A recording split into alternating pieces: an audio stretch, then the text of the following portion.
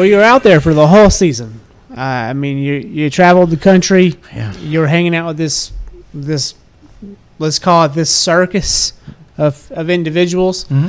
And we often talk about how each race is its own little town that pops up for the weekend. Mm-hmm. Did you get to know anybody? Did you make any new friends? Well, I did. My friendships and my new acquaintances come from the class that I race in.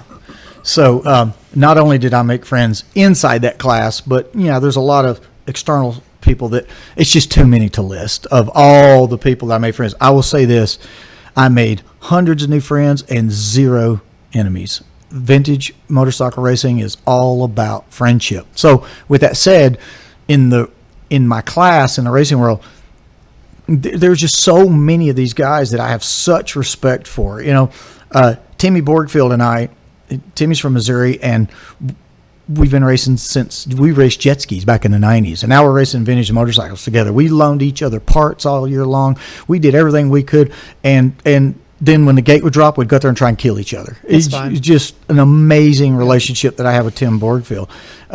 Met a guy from Augusta, in Augusta, Georgia, and his name's Tommy Greer. Tommy Greer and I have grown to become real close friends. When Tommy met me at Muddy Creek, he got inspired by me and the physical conditioning that I do to stay in shape to race these old motorcycles. And I've been working with Tommy now, trying to help him get in shape and get in a better place. And I saw him a few weeks ago. I hadn't seen him in 6 months. And I saw him a few weeks ago. Guy looks like a whole different person. He's a beast, absolute beast. Yep. And one of my longest time friends of motocross, Michael Edwards from Asheville, North Carolina. Him and I go back to the 80s racing motorcycles together. And he dang near won that second moto at Muddy Creek. And he just, like I said, great old friend of mine that I actually knew going into the event. But the newcomers, these fresh blood people that I'd never met. I met Evo Rodriguez. He's from Florida. His partner in crime, Carl Mabry from Florida, and another gentleman named J.C. Morgan in Florida. I met them all at various periods of times and raced them many times over, and just always enjoyed their company. Everybody's fun and happy and laughing and having a great time. But as I moved out into the middle of the country, out to the Arkansas, Texas, Oklahoma range, Jason Elders and his friend Alan Steele, they were two of the nicest people I ever met in motocross ever. And Jason and I had a really good battle in Arkansas to where I had to overtake him in a particular moto, and he was just killing it. He was just absolutely killing that second moto, and made one mistake, or I feel certain he would have beat me. And but his friend Alan, who is a fantastic 125 intermediate rider, who I feel probably will get bumped up to expert this year, 2023. And but late in the year, we just stayed friends throughout the whole year, and they ended up asking me to ride on a team race with them at the final race of the year. It's not related to the vintage 125 class, but nothing but respect for them and their families. And then I met this other guy named Mike Doc Tollett. Doc as in doctor, because he's a doctor. Okay. And I met this guy, and I had great comfort on the line with him, knowing that if something happened, he might pull over and save me, Yeah.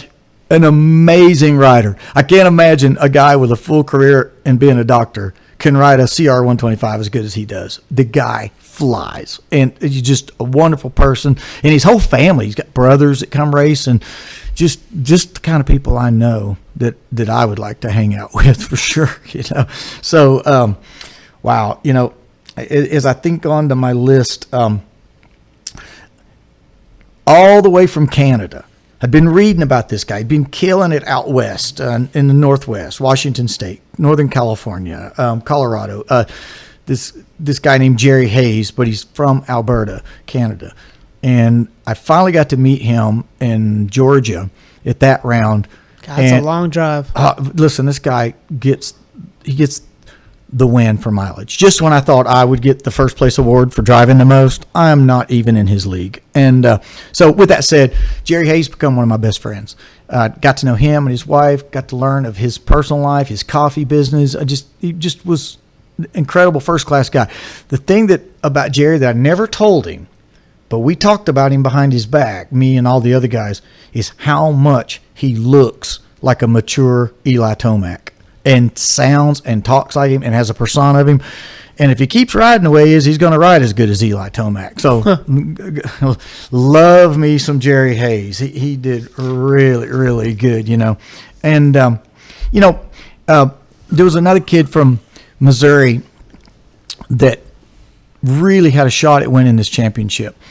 And I saw him in the points early in the race. And when I come to meet him, it's like when two dogs meet and the rough's up on the back, and you don't know who they are and you don't know how competitive. I met this guy named Kevin O'Brien from Missouri. And Kevin, again, turned out to be the nicest guy on the planet. Every time I think I'm going to meet one of these new fast guys that could possibly take me down, I revert back to this old amateur pro motocross days where everybody hates each other and it's just a war. In vintage motocross, it's like meeting brand new friends that are like-minded. You walk into a place and everybody loves the same thing or likes the same music. We all like to have the love of these old bikes. Kevin O'Brien became really tight friends over the circuit, and so kudos to Kevin. He ended up doing really well in the class. I think he finished third overall in the class, so he did a really good ride and chased me down a lot of times. There was many motos. I would look over my shoulder, and he was right there with me the whole time. It goes without saying, I'd mentioned earlier, the current pro rider his name was Nick Jones. Him and his entire family turned out to be first-class people and would love to hang out with him more and talk about his family, Gerry, and so on. And then lastly, we never got to become friends, but I have a huge respect for him. He's Wade Woodall from Texas. Oh, yeah. We never really got to hang, but I think he would have been somebody I would have enjoyed hanging out with and getting to know better. But he was hanging with you on the track. We hung out. We just didn't get to talk a lot about it. Yeah. We did hang out. I tried to hang out with him. Let's put it that way. Yeah. And but no, every person that I came in contact with in AHRMA, every person I came in contact with, from a spectator to a mechanic to a team member to that, all the way down to the guys that I lined up on the gate with, not one single person had a negative thing to say or do or comment. It was just such a positive experience. It's refreshing. It was really, really, really refreshing. I want to throw one last guy on the list that nothing but respect for. His name's Randy Shekell. Randy Shekell was Tim Borgfield's mechanic and the mechanic for Rocket Ship Racing, and Randy was also a very high quality pro motocrosser in his day, and nothing but respect for Randy, and hope nothing but the best for Randy. But to everybody, just thank you for being kind to me. I never dreamed I'd be met with such positive thoughts, and thank you again. Well, thanks for coming on the show. I appreciate Awesome. everything. No, thank you for having me, and thank you for all you do. Yeah. Love it. Yeah. I'm Josh Lloyd, and you're on the Ridge. Thanks for watching.